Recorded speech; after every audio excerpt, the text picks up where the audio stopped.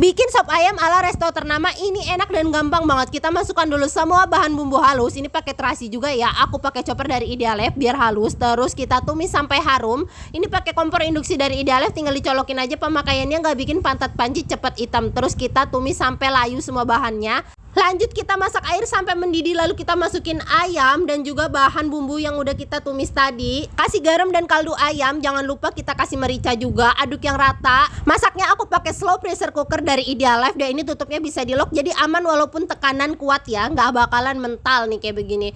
Kalau udah mateng kita koreksi rasanya, jangan lupa ya bisa ditambahkan sesuai selera bumbu-bumbunya.